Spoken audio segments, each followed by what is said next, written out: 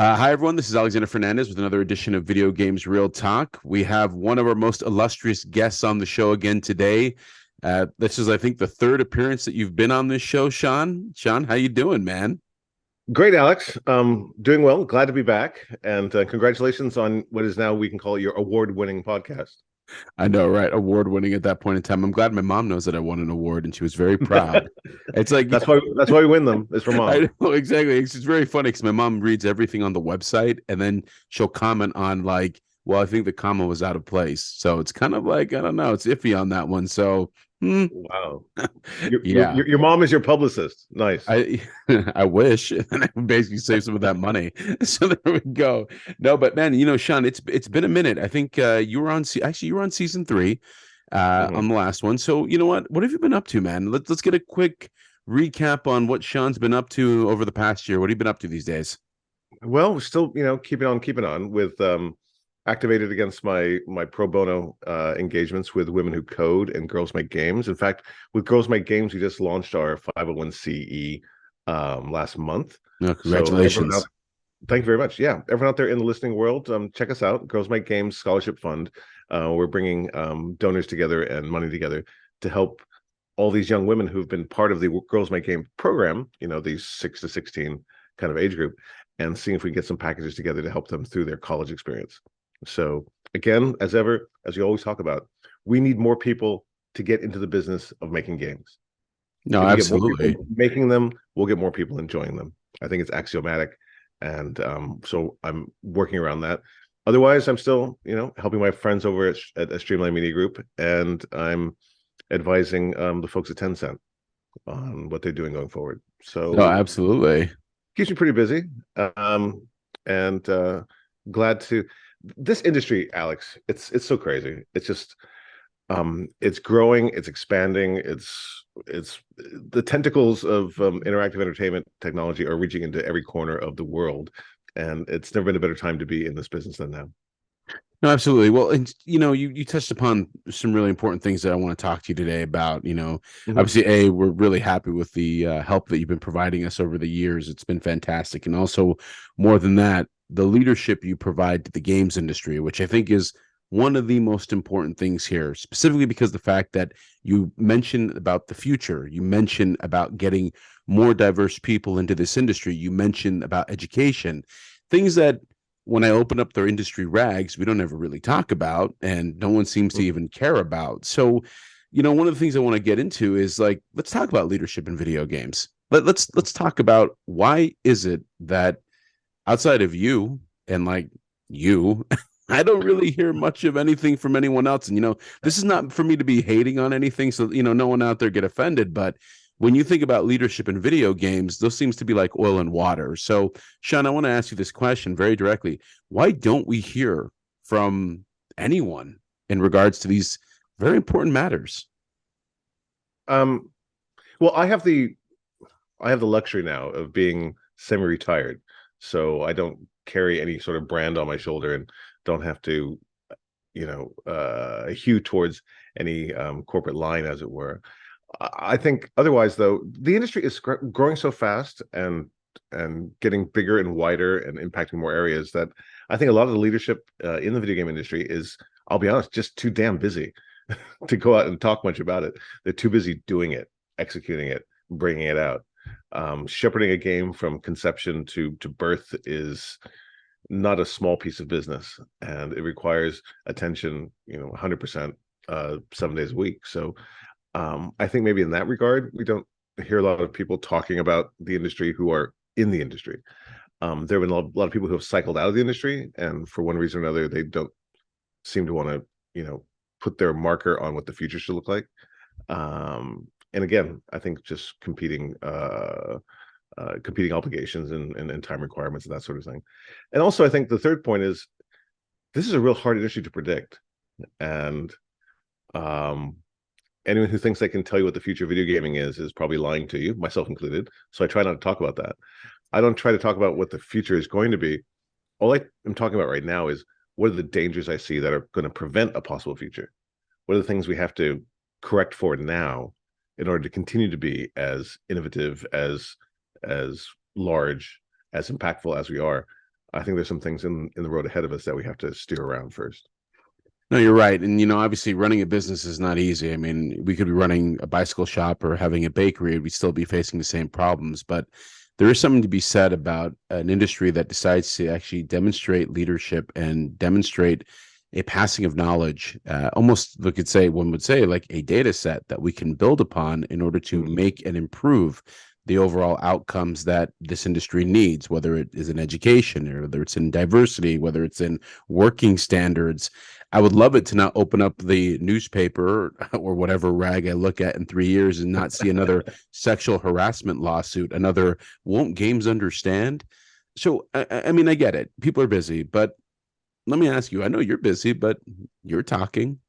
I mean, you don't have to talk. So why do you do it? Well, I guess one of the things that allows me the freedom to do that is I'm currently not making a game. So I don't have a project to shepherd. I don't have a team to wrap my arms around and get them to the goal. I've made a conscious decision, I think, that at this stage of my career, the making of the game is not necessarily my driving force now.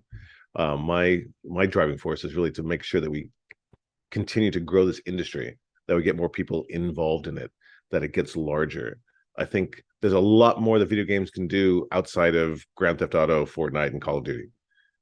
The things we've learned, the things we've developed, the technologies that we can see on the horizon, I think of applications throughout gaming, obviously, but there's a huge interactive entertainment component, which maybe is broader than gaming. And that's the area that I think we need to address, we need to look at. Look, I've been in the gaming business for 25 years, 26 years. And it's been built on the shoulders of giants like Sega and Nintendo and Electronic Arts and Activision, and a host of others. What we see now on the horizon is what we'd say are non-endemic players looking to get in the game industry. The big tech companies, them all by name. Amazon, Google, Facebook, Apple, Netflix, whomever. And I think this is an interesting time for the game industry. Like, are we going to permit, or are we going to have others come in who did not build this industry and reap the benefit of it? Or are we going to continue to provide leadership from within, allow a place for the new players to come in with their money and their talent and their skill and try their best? But nonetheless, the gaming industry as it is today should continue to define the future of the gaming industry and not let it be necessarily driven by the Johnny come latelys. That's interesting, because I think what we're talking about is almost in a way, do we basically take it for granted that we think the legacy is going to be there when in fact the legacy is easily to be erased, much like how a lot of the games that have been made can no longer be played because the platform went away. I mean, I don't doubt that we innovate. I don't doubt that we evolve, but there are some truths here that I think, specifically when it comes to the people who built the industry, the giants that were here, if we don't have that written down, or we don't have a process of archiving and basically reflecting on it, then it will basically be just completely just written off. It will be like it never happened. And so that institutional knowledge, that kind of passing down of information, I mean, how do you see, say, your let's say your contemporaries, if people wanted to do these things and start saying like, how, what, I would love to start talking about it. I mean, what are the things you think we should be talking about, or what are the things that we could be addressing? Well, I think we need to address the fact that all entertainment platforms get disrupted at some point. People talk about disruption all the time. And I think it would be unique, frankly, if the video game industry could be the first entertainment industry that disrupts itself, right? Yep. Movies were disrupted by television. Television was disrupted by Netflix. It's all these outside players coming in and messing with that. I think the music industry got disrupted by Apple. A bunch of guys from Cupertino went to New York and said 99 cents a song, that's a deal. And record labels said, oh, okay, I don't understand it, but yeah, okay, 99 cents a digital download. And that ended up like destroying the album business. Right? Once you could only buy the songs you wanted, didn't have to buy the other songs on the album that you didn't want, it kind of changed the entire business model. And in digital music, I'll give it its props. Did the rise of digital and then streaming music has put the artist back on tour. I mean, I'm old enough to remember a time when in the 70s when big name artists said, we're not going on tour anymore. We're going to stay in the studio all year. We'll drop an album in December. See you later. Peace out.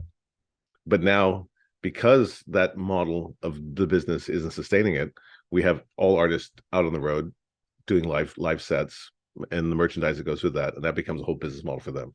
So in gaming, I hope that the gaming industry can take hold of its own destiny and drive to that future, and not have a non-endemic like Apple coming into music or Netflix coming into television.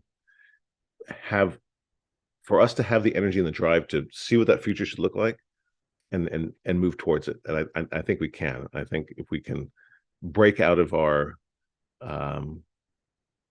break out of some of the AAA shibboleths that we still believe in and that we go against, and when we build and try to broaden the portfolio of games available to people now.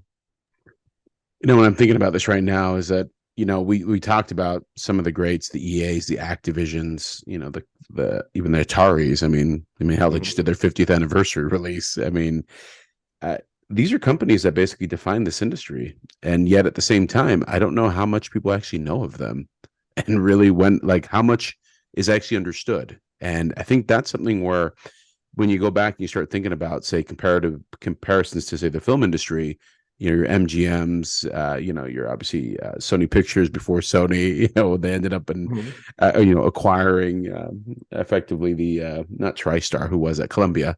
Columbia. You kind of remember them because of logos, right? You see them. I'm curious though, if we get to a point where that type of consolidation that happened in the game and the film industry hits the games industry, where it used to be 12, then it went into 6, then it's 4, and then there's really 2. At this moment in time, if we looked at it, I mean, it's not, Activision gets gobbled away by Microsoft. You basically have Netflix, who has its ambitions, but I think it's only a matter of time that it looks and says, what can we basically gobble up? Amazon, I don't know. I mean, so do you foresee a world in which at one moment in time, none of the old school players are here and they're actually owned by conglomerates, just massive? Do you think that will happen? Well, if that didn't happen, that would be ahistorical, right? Because that is the pattern of all things. I mean, we talk ourselves a lot about the movie industry, but keep in mind, the movie industry is over 100 years old. Yeah. Right. True. Very true. It took them a long time to get where they are today. Yeah. And the music industry is even older than that. So gaming at, let's say, 25 or maybe 30 years, or even 40 years, if you want to go back to the 80s, it's a relatively young industry. And so it's still sort of, sowing its oats, if you will. But this consolidation of activity, it's happened in everything. I mean, there was a time in the 60s where there were something like 14 TV manufacturers in America. And over time, they whittle away. They consolidate into larger groups. And then in the case of the US TV industry, it just evaporated because it got all taken over by Asia. So I can see the consolidation in gaming to continue, which again is a natural course of things. But the danger around the consolidation, as we talked about before, I think on your show, Alex, is I fear that consolidation is the enemy of creativity. Yeah. We consolidate further, we get larger teams which have a higher risk portfolio, because I've got 900 people working on this game. I can't go completely bonkers and do something absolutely wild like Katamari Damacy.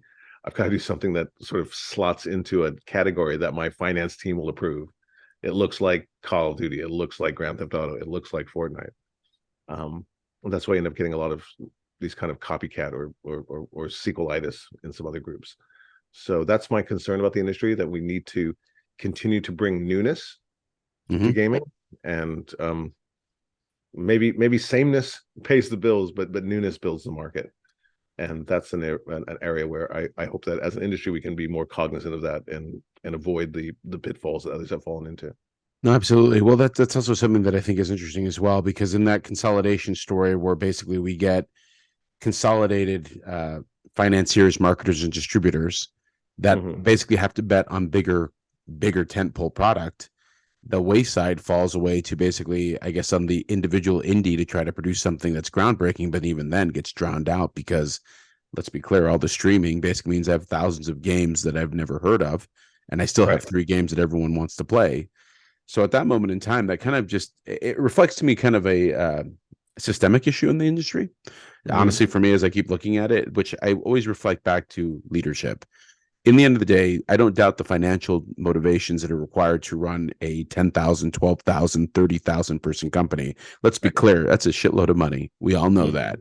But at the same time, we also understand that there is a reading out of the same or singing out of the same hymn book, knowing the same strategy, looking down the barrel of the same things, and not being able to find that innovation or that risk appetite to make a derivative or to, I'm sorry, make something innovative that goes out and says, hey, we're going to try something new. Right. And so when I look at this and I think about just 2022, and let's say from 2020 to 2022 are the COVID years, and I think about 2023 and what we're about to see or not see, that's where I get pause for thought.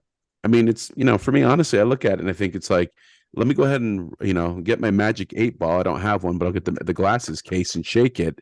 My glasses case tells me there'll probably be a first-person shooter of some type of military theme. You reckon? I reckon there might be just basically some sports theme thing where the eye color changes. I reckon, and okay, cool. It's been like that for like 15 years, I guess. And so then I look at it and I think it's like, what is it that the consumer is getting? What is it the gamer is getting that makes them super happy? And I'm not really sure, except the same, maybe. I think a lot of the games that are being successful right now, scratch a known itch, if you will. These are things that people have tended to in the past, and they want to continue to go forward with it. And so we give more of the same to the same people. I think the COVID years, a lot of companies experienced anywhere from 20 to 25% year-on-year cash growth in their business. And, not surprisingly, but kind of sadly, a lot of companies built a growth plan against that when they should have just realized, no, this is a COVID bump. This is the bump you get from people being trapped at home. So don't start investing against this through line, because the numbers aren't going to continue to go that way, which is why we're seeing today hiring freezes across the industry. You're seeing today, people getting laid off in the gaming industry because the company is built for this unsustainable growth that was brought to you by pandemic. So I think in 2023 we're going to see a lot of this sort of leveling out of the ambitions and the go forward strategies. But again, we're building the same games, continue to build the same games for the same audience, hoping to get more money from the same people. That naturally has a ceiling to it. And this is the future that I think the industry needs to plan against. Is we've probably gotten all the money out of all of our fans that we're ever going to get. It may continue at that pace, but it's not going to exceed that. So what's the answer to the question? The answer is to get more people into the business, building and playing. And we're not doing that. We're just continue to sell to the people who already know us and already like us. We've got to reach out to the people who don't even know us yet and try to get them to embrace the industry. No, I agree with you. So let me ask you, are you one of these believers that the industry is recession proof, or do you think that's where do you sit on that fence? Are we recession proof or not? I'm not sure what that means, recession proof. Meaning that then I'll go and qualify this. So there's this big, story that when there's downturn, video games will be fine because people still need to have fun with themselves. Right. Yes or no? Do you think? I mean, and so people believe that it's going to be okay, that we don't face those downturns, but I don't know. Yeah, and they said, during the Depression, Busby Berkeley movies would get people to the theaters all the time. So, movies were recession proof. I don't think that's true for anything. I think if you look under the surface, there is a wasting away of the fan base, of the business model. If you say, well, gaming is recession proof, we just continue to make more of these first person shooters, the people will show up. They show up until they don't. And then when they stop showing up, it's cataclysmic. It's not, well, we lost 10% year on year. When the party starts to erode, when the business starts to erode, it's going to erode very quickly, because all we're going to say to people is, oh, you're tired of doing that one? Well, here's another one that kind of looks like that one. No, I don't want another first-person shooter to replace this first-person shooter. I'm done with FPS. And then how do we answer that person? So I don't think we're recession-proof. I think, on the other hand, to emphasize that, we are a luxury good. You don't need us. Need video games. We fulfill your spiritual need or your entertainment need or your intellectual challenge need, but we don't feed you, we don't clothe you, we don't give you shelter. So I mean, this is true. And so this is actually something interesting because like I always think about this like whenever I read that we're recession proof and then you read like the 7% downturn in sales this year, right? I was just reading that before we got on, and there are layoffs going on. So, for me, recession's kind of here. But I go back to 2008, 2009. Do you remember? Mhm. I'm sure you remember this. Xbox 360, PlayStation 3. Between PlayStation 3 and the PlayStation 4 coming out, I swear to God, was the longest amount of time I think the world ever waited for a new platform. And on my end, I remember what that looked like from a production standpoint. Bullshit, we're recession proof. No, we're not. I remember literally seeing that and being like, the only thing that saved people was like, oh, casual games. You remember the casual games, social games, which then it turned into mobile games. But that weird time, I mean, that literally was a recession and a financial crisis. But Mhm. that's why I don't people. I mean, I guess memories are short. But go Sure. ahead. Go ahead. No, in fact, memories are short. And, to your earlier point, leadership keeps cycling in and out of this industry. So there's not a lot of institutional memory.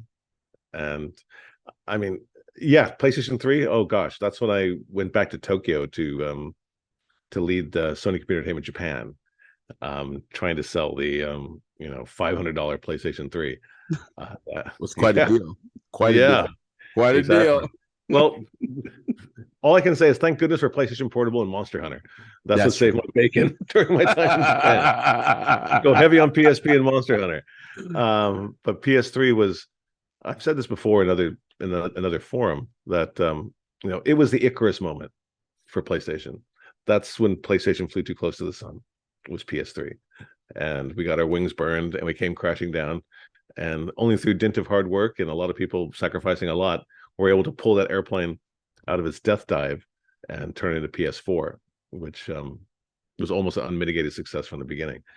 But I think that the industry doesn't learn very well from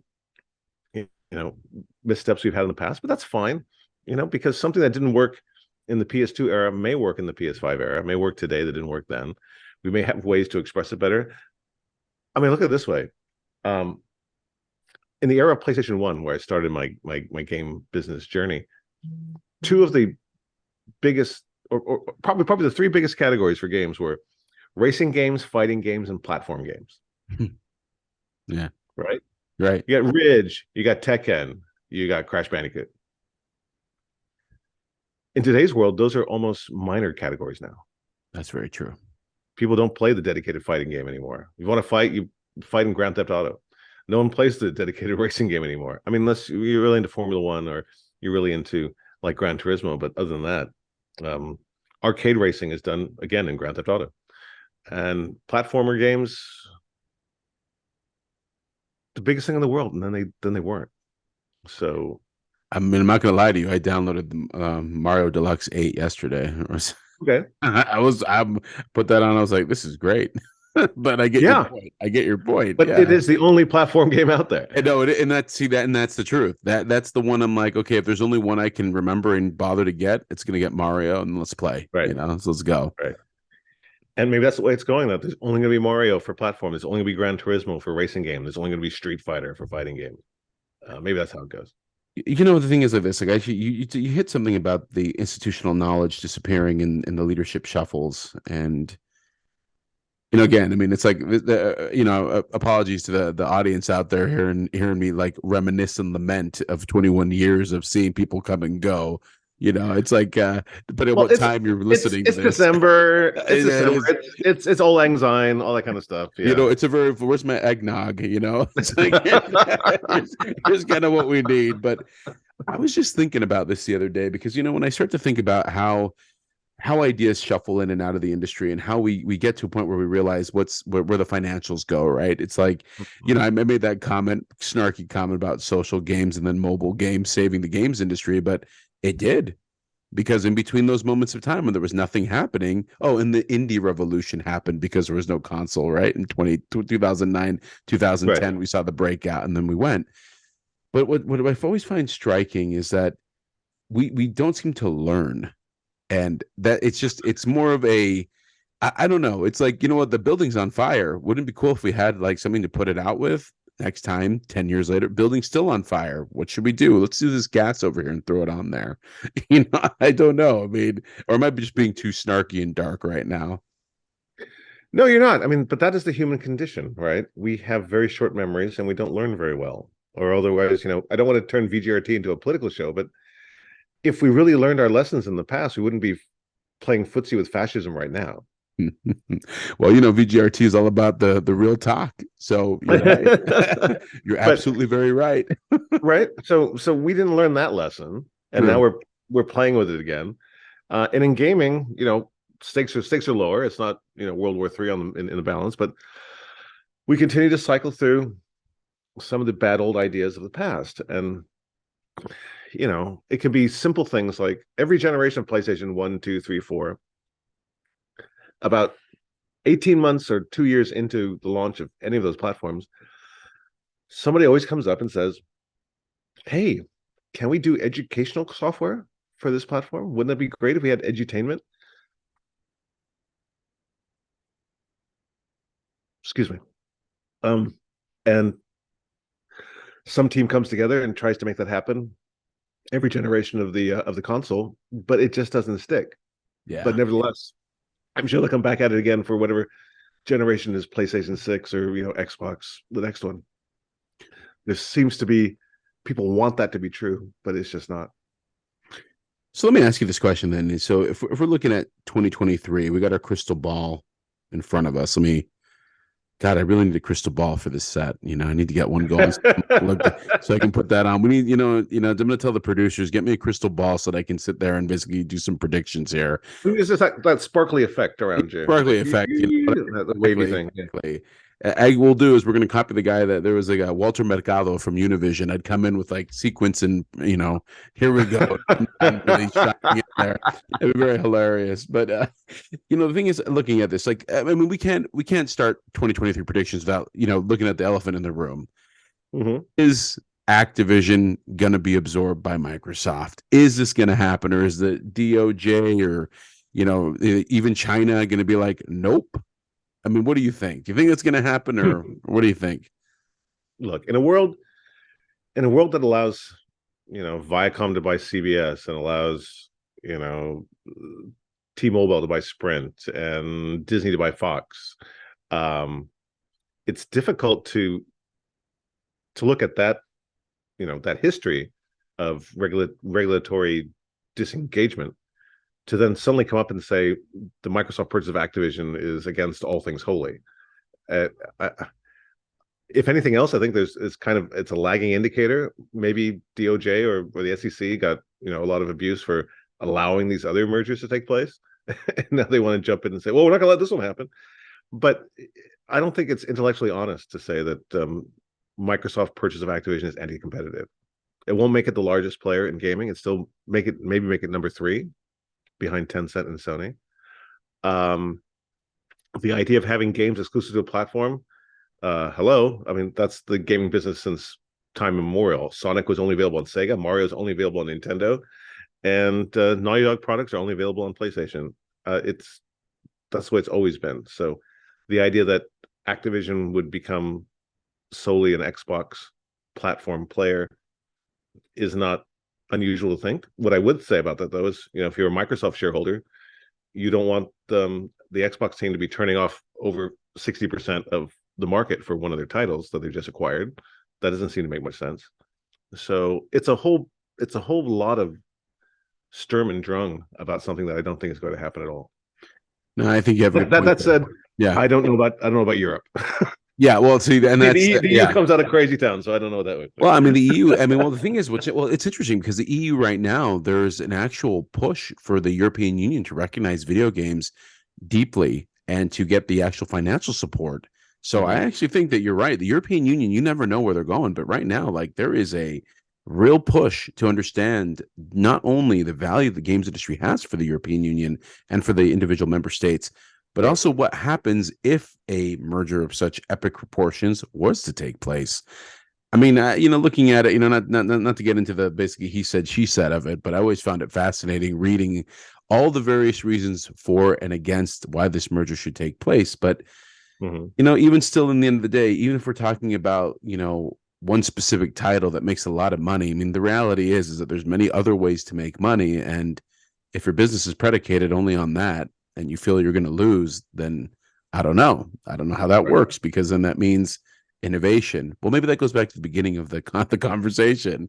Leadership Hmm. renewal, innovation, being creative, looking at trying to do things out of the box. Things that Right. tend to not happen in large corporations when they get institutionalized, but which we hope do happen over time. That's what competition is for, right? Correct. Now, let me ask you, if let's imagine that it's happened. Activision Blizzard's Microsoft company. I mean, Hmm. I think Microsoft would end up having like what 12, 15,000 developers. I mean, Xbox looks like it'd probably be like 30,000 people at that point. That's Yeah. huge. Imagine managing that. It's, to be honest, I think it's unmanageable. Yeah. You can't manage this creative enterprise at that scale. Yeah. Um, too much water will go sloshing outside the bucket. Mhm. And I think a company like Microsoft would look at that stack and go, okay, how do we sharpen this? How do we Mhm. trim it down? How do we focus it? Um, I think I remember years ago I was talking to a friend of mine who had just become head of game development at the time Infogram. I don't Yeah, I remember Infogram. Yeah. For everyone remember out there, Infogram. and I Remember remember Infogram? Infogram. This is how old I am. You, Yeah. Right. anyone hearing this being like, that was me, chances are you're over 40 years old, my All friends. right, kids. Remember Infogram? And this friend of mine had become head of development for Infogram, and he was telling me like, God, I've got like 2,000 developers, and that was doing his nut in, because I've got 2,000 developers in my organization, and at any given moment, I'm really not sure what they're all doing, or at Yeah. any given moment, I know what 50% are doing. I don't know what the other 50% are doing at all, and so I think there's a at that scale for if you're running a hardware factory, if you have an assembly line and you have people across that line who are turning sand into glass and turning oil into plastic and putting it together and making like a Blu-ray player at the end of the line, you can see the discrete responsibilities for everyone Mhm. that's in that touch point and see that going along. Game development is not quite like that, and it's a very I think it's a very what the Japanese would call a high touch operation. We've really got to Yeah. be involved and Mm. and be current and be there for the teams and what they're doing. Um, at a scale of 10, 12, 15,000, I don't know how that gets done effectively. Well, I mean, this is the thing then. So, like, you think about it, it's like, if American businesses do what they do best, you know, do what's right for the shareholder, then we already Correct. know we could already see the trail of tears coming out of that place. But it's like, but let's say that's not what happens. Let's say we take a more European approach to things, then it's a renaissance of game development, and it's here we go. Hmm. But then that leads me over to the another point, which is basically kids that are wanting to kids. Let me rephrase that. Young adults that want to get into the games industry. I know I got to clarify that the producers made sure we're not talking about child labor here. We're talking about like I just got out of college, or not. I got out of high school or not, but I'm old enough to legally work. Is what I'm trying to say here. Okay. They're coming into the workforce, they're bright-eyed, bushy-tailed, getting ready to come in and make that next hit game, and their dreams come true. uh Hmm. they're entering this workforce, though. I mean, what do you think? What are they going to encounter, and what advice would you have for them? Uh, well, I say welcome aboard. You know, the water's warm, the swimming's fine. Please come in. Um, I do a version of this talk occasionally when I go to universities and speak with the student body. And what I really want to get across to people in the initial point is that you can be part of the gaming industry and not be a programmer, not be an artist, not be a designer, not be a musician, not be an engineer. The game industry is a $200 billion full blown industry. So you can be finance guy, or you could be an HR person, or you could be the woman who runs marketing and sales and supply chain and the IT group. These are full-blown industries. So there's a way to be a part of this business without being, well, I don't know how to write code. That's fine. That the percentage of the population inside a gaming publisher, the percentage that writes code is the minority. It's a much larger industry than that. Now, if you are into the game development, game design piece, sure, there's some universities that offer programs around that, but I think we're still largely kind of a self-taught, self-made, Homebrew. self-propelled Yeah. industry. And whereas the legend was to get in the game in the music industry, you had to work in the mailroom and get your way out of there. I think for gaming, the mailroom is really QA. Yeah. QA is the doorway into the gaming industry. It is. And it's good. It's good at two levels. One level, you're with other like-minded gamers, and so you're in the right audience for that, and you can feel the energy. You see game producers or system producers, at least, that come around looking at code and trying to figure out how they can make it better and what have you discovered. At the same time, if you spend a year in QA and you really don't like it, then there you go. There's a proof point for you as well that maybe this is not the industry for you. So I talk to people about getting into QA. If you're not a coder, if you're not a game designer, I think internships are the way to go. A lot of gaming companies have robust intern programs because, hey, we've learned it works. Try before you buy. That works for the company and it works for the intern themselves to see if this is a place they want to be. So look at internships, look at QA positions, and if you're young and you're just starting out, sign up with a small group. Just this startup coming out of nowhere that's trying to build this game and get it hung up there. You may go crashing into the wall at 100 miles an hour and flame out, but man, you'll learn a lot. Very true. A lot. Let me ask you this. You mentioned Girls That Code. Mm-hmm. And I want to talk a bit about that. Because obviously, it's a very cool thing that you guys got going on over there. And I'd like to talk a bit more on that because it's important, and especially from a standpoint that I think there are a lot of listeners out there that I may not realize that this is a profession for everybody. Mm-hmm. It's not just it's not a gender-based one. It's open for everything. So let's talk about them. This is a great noble cause. So please, what are you guys up to in there? What's happening? So Girls Make Games is the brainchild of a woman named Layla Shabir, who opened up her own software studio on the East Coast and decided that, she wanted to get involved with presenting opportunity to young women who want to get into gaming. And so that was about 10 years ago, almost now.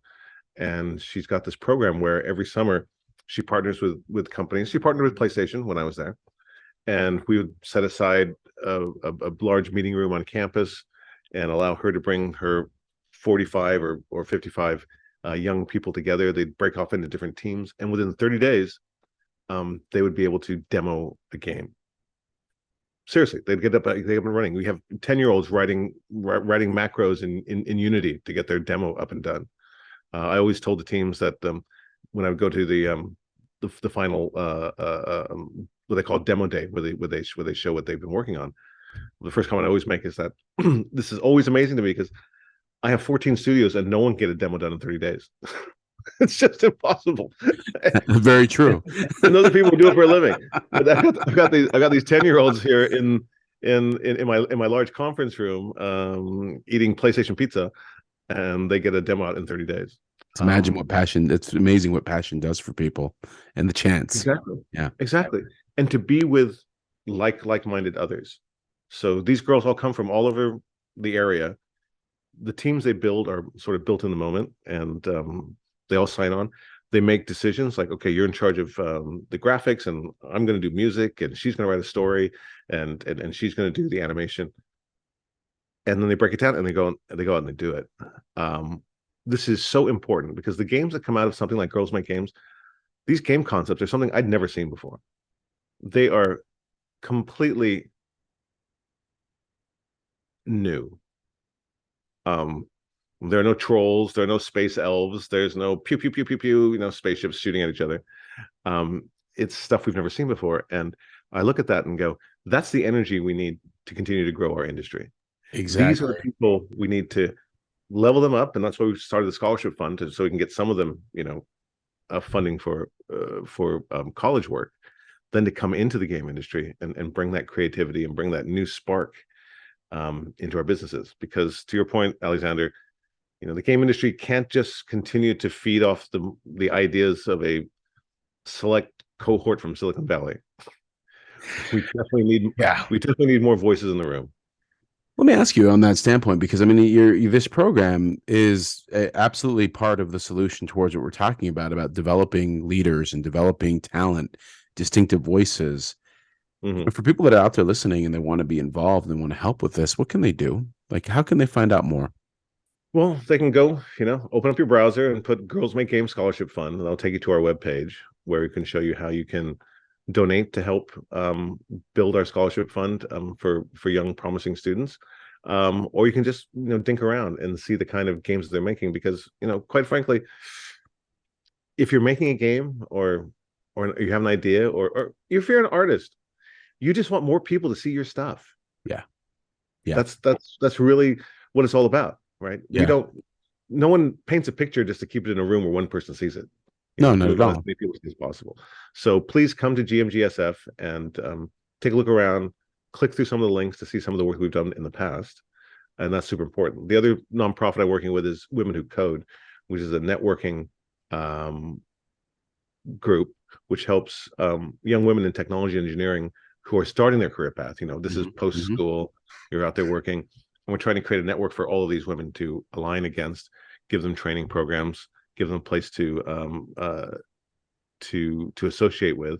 I think now we have like 290,000 members worldwide. Wow. Women Who Code. And it's becoming a very powerful nexus in different communities to bring women who are in the engineering and technology fields together to build each other up and to share opportunities and to give ideas. This is so important. This is the future, Alex. You know that to be true. Yeah, no, absolutely. Everything is going to be technology based, right? Yeah. There was a time 100 years ago in Babbage's engine, or steam, the wonder of the age. It's all going to be technology now. Yeah. And whether that is in gaming or whether that is in designing the interface on a microwave oven, UX UI, that was developed and honed, I like to think, inside the gaming Absolutely. world, and we do it better than anybody else. I will be proudly stand on my soapbox and say that. Yeah. And if you take more of that gaming experience in creating the user interface or the user experience, I think that benefits across a whole wide range of consumer products or touch points. If a game designer had designed my Samsung Steam toaster, I'd probably get more functionality out of it. No, well, and so this, okay, yeah, and I'm with you 100%. And this is why I go back to what we talked about at the opening of the show about leadership, because it's the things that are not obvious in our industry yet are obvious in the rest of the world are exactly the reasons why when we bring them in, it creates innovation that then in turn creates those new buyers and that new excitement generated by that new talent and that new blood that otherwise wouldn't be here. So it's something where I always just sit back, and when we talk, I always get fascinated by it, because it's just, you have a perspective that's been shaped by 32 plus years in the industry, well, with Sony and basically looking in it. And I'm shaped by basically having started a company and growing up in this industry. And I look at it from just a very simple point that if you want to have innovation and you want to have success, it cannot look like what has come before or what will come after. There is an actual step function that requires risk, that requires an understanding of things don't need to be the same, but that we ultimately need to push ourselves to that boundary. And that's why I look at it, I'm like, leadership would be nice. More of it would be nice. More voices would be nice. Because ultimately, in the end of the day, if we just keep in our echo chamber, which just says the same BS over and over again, we're just going to get the same crap. And then 20 years from now, when I'm ready to retire, I'll be like, look, it's military sim XYZ that started up when I was 20. And I'm like, okay, shoot me dead. You know, like it's like this, you know. So I mean, and it's okay. It's not to hate, but you know, those people out there who are going to be like, well, whatever. It's more about bring in the people, get the people, have the leaders, and take the risk. That's really where I look at, and that's why I love what you're doing with these organizations, man. I mean, again, it's yes, girls want to make games. Who would have thought? Right. Women want to code. Who'd have thought? I mean, it's like, come on. It's like, but that's the truth. Well, I think, part of you talk about the leadership doesn't seem to be apparent on the surface.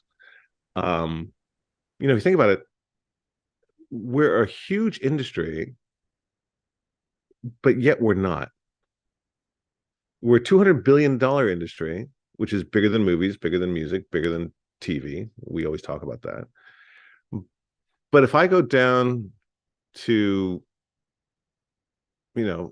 Zeki's bar down a couple of blocks from my house here, and I go in there and I ask everybody in that bar what their favorite game is, I might get 5 answers out of 20 people. But if I ask everyone in that bar what their favorite song is, I'll get 20 answers out of 20 people. Very true. Everybody has a favorite song. Yeah. Most of them will have a favorite movie, but still less than half, I think, have favorite game. Yeah. So, we haven't quite crested into that exalted pantheon of, film and TV and music as far as being in the zeitgeist. Yeah, the culture. And I think that's our next step. Part of that also redounds to the fact that we don't see anybody from our industry on mainstream media. No.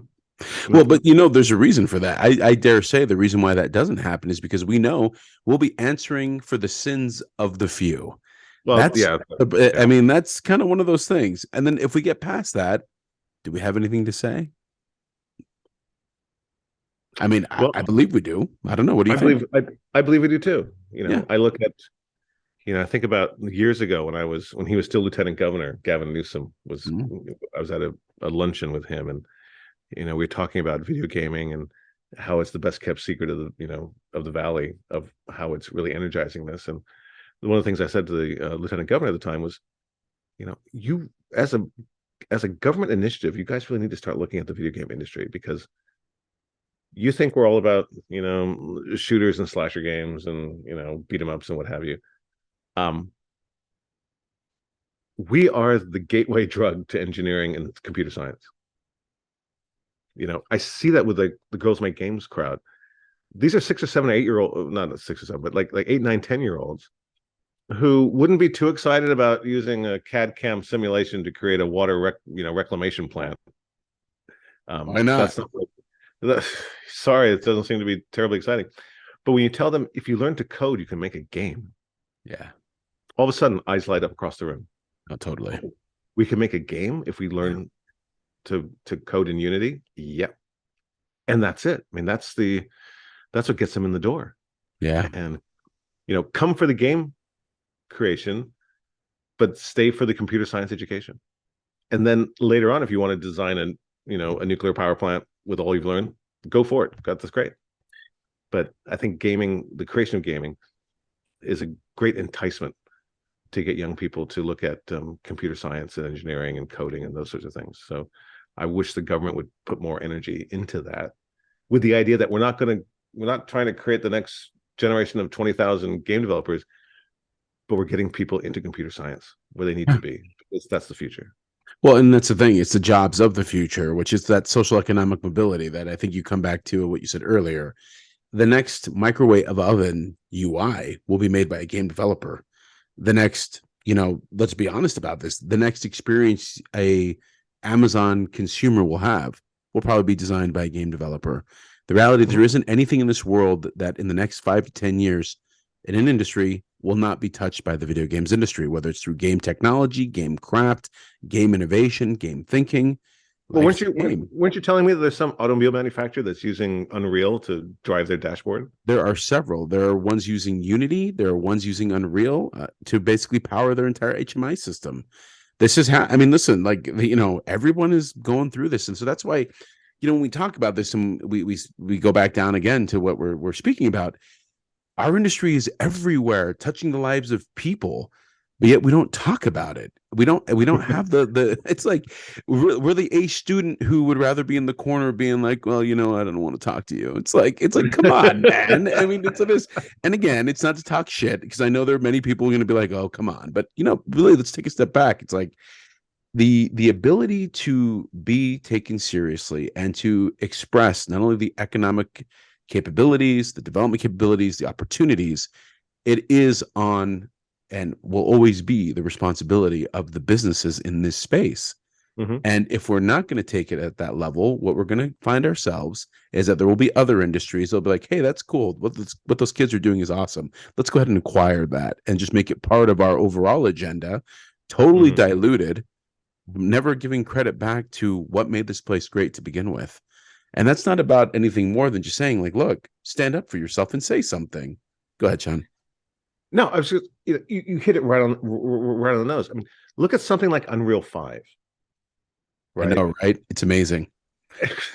And I really love what they did. If you guys have a PlayStation 5 at home, there's a Matrix demo Mm-hmm. which explains Unreal 5, which the first half of it is, oh, look, it's Keanu Reeves. But the second half tells you how they do it. Yeah. And they give it to you in such a layman's way. You can turn the lighting on, you can turn the lighting off, you can go specular, you can go fog, all that kind of stuff in real time in the engine. And nobody talks about this.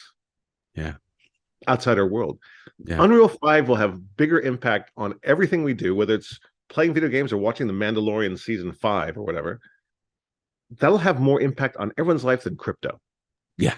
Yeah. But crypto is everywhere. Everybody wants to talk about crypto. I mean, well, Everyone there's wants to talk reasons about for NFTs. that. But good Lord, Unreal 5 will change your life. Well, that's the point, right? But you know what we're talking about here? It says Unreal 5, and obviously, I think people got to realize this is like Windows. DOS just showed up, and we're about to experience the revolution of operating systems, and we're going to put a computer in everyone's home. It's going to be in your pocket, and you're about literally going to experience every aspect of your life changing because of this technology. And of course, Unity will be there too. I mean, I got to give them, Yeah, don't want them to feel, you got Unity, you got Unreal, we got them there. But at the same time, there is a reality here that we're on the cusp. And so for all those kids and all those young adults that are looking to come into this industry, it isn't just the entertainment part of this. It's the beyond gaming part that is literally digital transformation of industry. And then we sit back and we look at this. And again, Sean, I've always appreciated your willingness to be vocal and open about where you see this industry needing to go, its pitfalls and its successes. We just need more voices talking about it, because in the end of the day, what are we going to do? we need more voices talking about it. We also need the rest of the world to begin to understand this better. And I put the onus on us. If the world doesn't understand us, it's because we're not explaining it right. Bingo. I And totally agree. my old boss Akio Morita used to say that to me. It's like, when you're speaking to a group, and if you're broadcasting on channel 7, but all they can receive is channel 4, you've got to change your broadcast frequency. They're not going to change their receiver frequency. So you've got to change your broadcast frequency. But you look at something like, I look at Unreal and Unity. Okay, all of these engines, these tools we have to jumpstart yourself into creating interactive 3D worlds. I don't think it's too far to say it's not unlike the Gutenberg press. I agree. Totally agree with you. We finally, did moving type, and we got it all solid in there.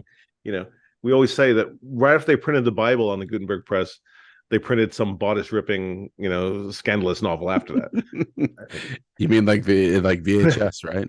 right, yeah. If it wasn't for the porn, you wouldn't have the format. Or Betamax. But Unreal is going to be Unreal, and tools like Unreal are going to allow people who might not have the wherewithal to actually code this experience, give them a step up, and take the drudgery out of your home life. And we'll get to a baseline here where you can spend your time concentrating on your story, on your characters, on the experience itself, and not have to worry about, can I get it lit, and can I build a building, and can I put cars in motion. It's fascinating stuff, and it's going to accelerate the ability of not just interactive entertainment, but we see it in linear entertainment all the time. It's like, oh, I don't have to actually go out in the desert and make it look like a planet. I can just do a green screen. Yeah.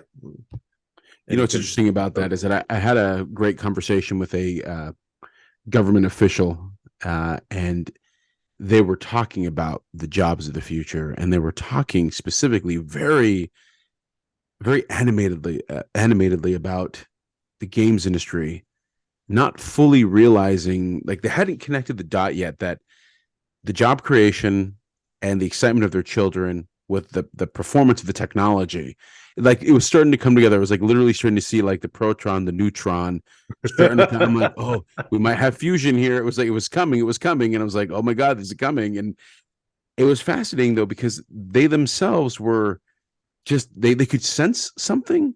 They just Mhm. hadn't yet had that moment of like, aha, right?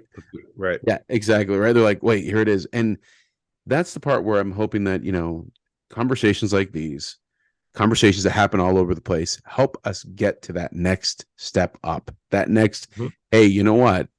I don't know if it's a matter of basically, we just age people out, because the reality is that at this moment in time, a 20-year-old that is entering the workforce now is finding a world in which the internet always existed. It was always accessible over your phone, and you can push with your fingers. That's the world they live in, and video games have just always been. Well, and you were closer to this than I am, because I was in, a privately held company for a long time. But there's money all over the world that's chasing this now. Yeah. There's Middle East sovereign funds that figure that instead of investing in anything else, they're going to invest in interactive entertainment. Yeah. Whether it's Singapore, whether it's the Scandinavians, Yeah. I'm still trying to figure out where Embracer came from and why they own so much now. We'll call up Um, Lars and ask him what's going on, homie. and I think as an industry, on the one hand, we say, "Oh my God, Amazon, Google, Netflix, Apple, they're all coming," but on the other hand, we go, "Well, that means we made it." Yeah. The Yeah. whales are coming off the sidelines now Yeah. because they said, "We'll give you guys 25, 30 years to see if there's a there there." Oh shit, there's there. Oh yeah. Okay, There's beyond there. we're gonna move in now. And what I like about our industry is we're just saying, "Yeah, bring it, come on in." It's a lot more complicated than you think. So let me ask you something. Would it be a bit of a stretch if, because I always look at this. I always look at the very super optimistic, altruistic way of looking at things, because maybe that's just my hippie way. But let me just look at it from this perspective. Seeing all of these sovereign funds in parts of the world where they had commodities, where they had, they scraped the ground and then oil popped out. But all of a sudden they're saying, you know what? We want to invest in our people. Are we Mhm. coming to the point in time where we are truly understanding that it is human potential, that the new GDP in this world, led by gaming, is human potential? Because in the end of the day, if you think about it, nothing we make is real. It's all construct from the minds of individuals. So are the Mhm. governments realizing that just maybe if we invest in education, some type of stability, and internet access with technology, we might just have a new source? Or am I just living in a fantasy world and I should go back to smoke the weed? I mean, what am I doing? I mean, Well, I don't know. I'll never tell you not to go back and smoke the weed. Um, but it's not just gaming though. I mean, Mhm. we talk about the knowledge sector, right? True knowledge. Knowledge workers, and I think that's true. I think governments again, need to are looking at or thinking that there may be a greater good served by nudging young people towards video gaming, because Yeah, again, we talked about earlier, it's computer science, it's coding, it's understanding systems. It's a holistic industry that really prepares you for almost anything else. very If, much if, so. if you can do this, you can almost do anything else.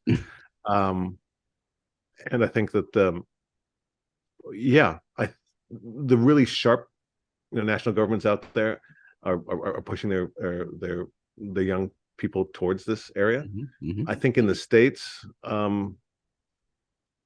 we need to do more of it. We need to bring down the cost of education. Yeah. Uh, it's way too expensive to go to school. Um, and we need to let people know that there may be technical school solves for this. You don't necessarily have to have a 4-year bachelor's degree in order to make a video game, but you probably do need some time in some sort of educational facility to learn the basics around, graphic arts or coding or, just large scale production management. Um, I'd like to see more of that coming to the front. Uh, and and yeah, we're going to spend a lot more time in these areas of engineering, computer science in the future than we are going to spend,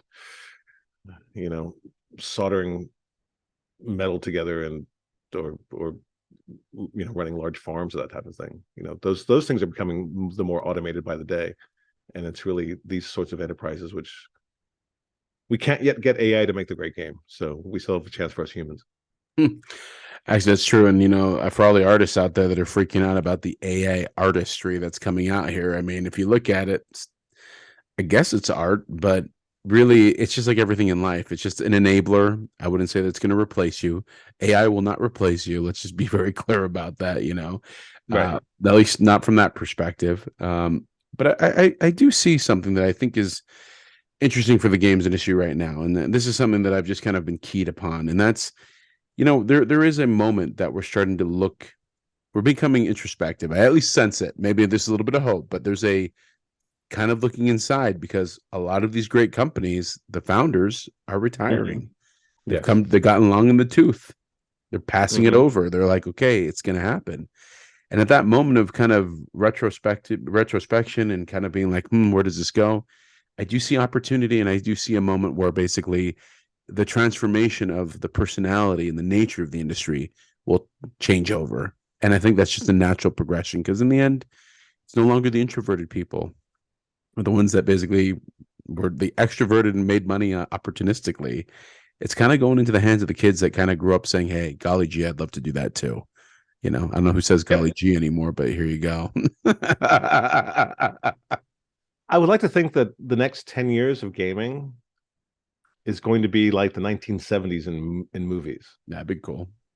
Yeah. Yeah. Where at the end of the 60s and going into the 70s, like the big studio structures had fallen apart, and the idea that MGM owned your ass from cradle to grave as an artist or as a producer, as a director, that all started fray. The idea of the artist owning the art and bringing that out, and then created this spark of wild innovation across filmmaking. Whether it's Easy Rider or The Godfather, or we saw things in film that we hadn't seen, like in 1962.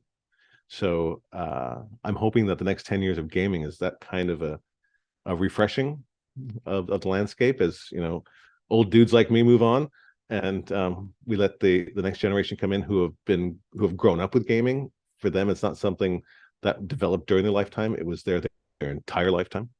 And I think those minds coming into this field will bring us a freshness of idea that is currently escaping us. My question is, who's going to be the next Evans? Who's going to be the next one?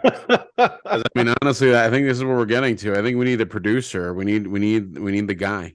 We need the next Scorsese is what we need. I mean, that's just it. We get into this. I mean, I'm going to follow on this. It's the late 1960s. We're getting into the 70s. Someone's going to basically finance George Lucas, Spielberg, Scorsese. Someone's going to make The Godfather. And it's going to be done in an entirely different way that's about to basically usher in rock and roll. Like, that is what I'm looking forward to. And that very well could just be the generational change. That, it's like maybe we've been waiting for a bated breath. I don't want to say it that way, but, it's like kind of like it's time for the young folks to come in and basically kind of show us the wares. That'd be cool. I mean, when Taxi Driver came out, yeah. That was like nothing we'd ever seen before in a film. Yeah. Completely out there. And that's what I want to see in gaming. What is the Taxi Driver of gaming?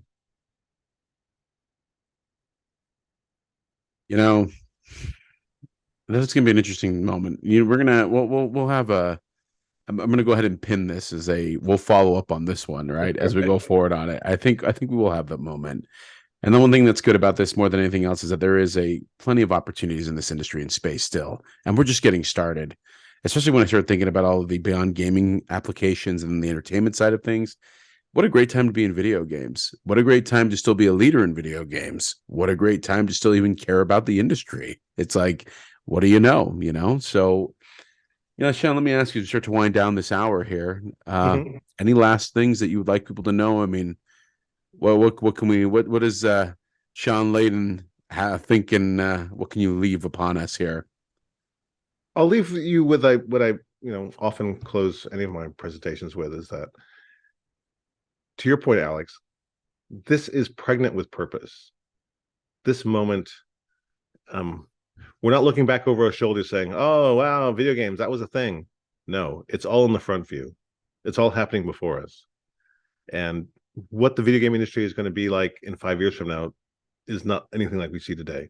And so to get from here to there, it's getting the new voices in the room. It's getting more people building, so more people are playing. It's getting away from these staggering production costs. If it costs $200 million to make a game, you're not going to get any innovation against that.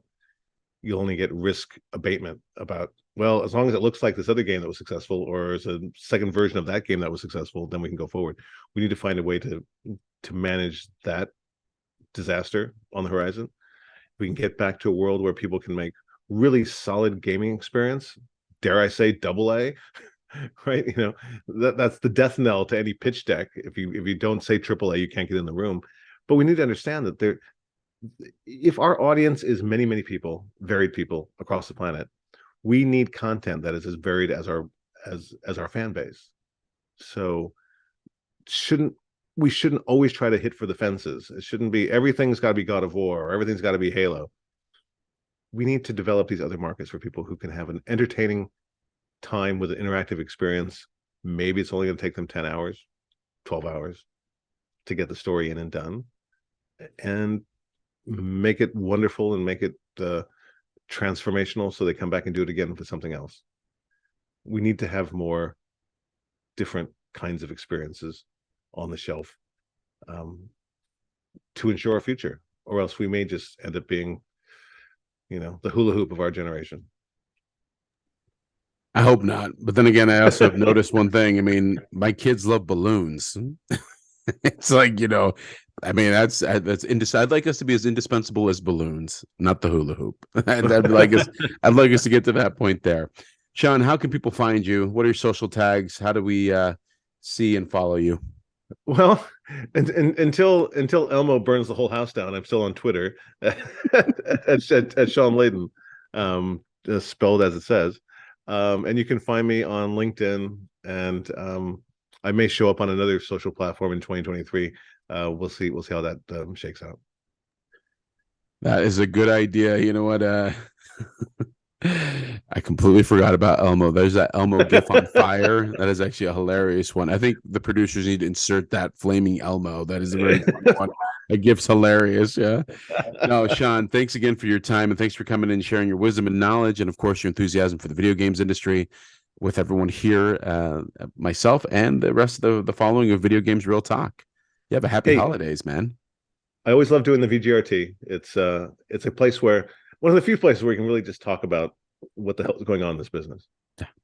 Well, that's what we try to do, my friend, and that's just it. And for all of our listeners out there, just know you heard it from Shawn. This is where the real talk happens on video games. But more than anything else, we're making sure that everyone understands that the industry is a great place. It's a beautiful place. It's a growing place, but it is a place that we are responsible for and accountable for to continue to grow and create those opportunities for the generations that are coming. And of course, to make sure that our consumers like what we do. If you like what you heard, please feel free to share it with your friends. Please tag us. We are on Twitter at VGRT. You can find me on Twitter at StarveUp. You can also find us on YouTube. You can find us also on Facebook. And of course, if you have any responses or any arguments, you want to flame us, do whatever you want, hit us up on social media where the producers will talk to you and the rest of us will have a great time. Thanks again for listening. Y'all have a great happy holiday session out there. Enjoy. Don't drink too much eggnog. Eat your family's food and enjoy being with your family. Thanks again for listening, and we'll see y'all soon.